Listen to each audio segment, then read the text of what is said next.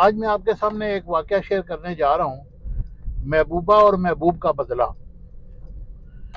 یہ واقعہ ایک کسی گاؤں کا ہے۔ ایک بزرگ جا رہے تھے اپنے مست ہو کر، اور ایک میاں اور بیوی بھی اسی راستے جا رہے تھے۔ سردی کا موسم تھا، دونوں میاں بیوی اپنے گھر جا رہے تھے اور بزرگ اپنے مست ہو کر جا رہے تھے، اور بارش لگی ہوئی تھی۔ اتنے میں کیچڑ کے کچھ چھینٹے ان بزرگ کے پاؤں پہ لگے، اور اس سے اس کی بیوی کے کپڑے خراب ہو گئے۔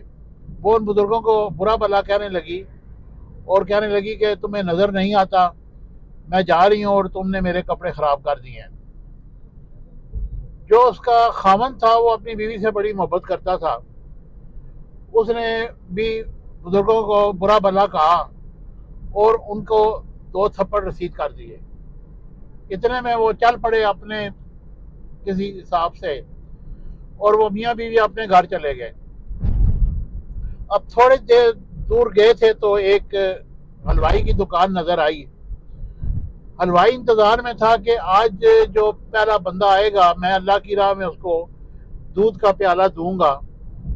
اور اتنے میں وہ بزرگ اس کو نظر آئے، انہوں نے اس بزرگوں کو بلایا اور گرم گرم دودھ پیا۔ وہ دودھ پی کر اپنا چل دیے۔ اتنی دیر میں میاں بیوی اپنے گھر پہنچے تو میاں کا پاؤں سیڑھیوں سے پھسلا اور وہ گرا اور اس کی موت ہو گئی۔ وہ بیوی بڑی سٹ پٹائی، اور اس نے اپنے دوسرے رشتے داروں کو بتایا کہ اس طرح ایک بزرگ آیا جنہوں نے تھپڑ مارا، شاید ان کی بد دعا لگ گئی ہے۔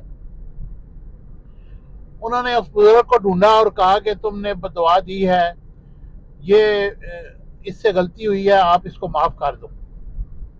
تو بزرگ کہنے لگے کہ میں نے تو اس کو کچھ نہیں کہا، مجھے تو میرے محبوب نے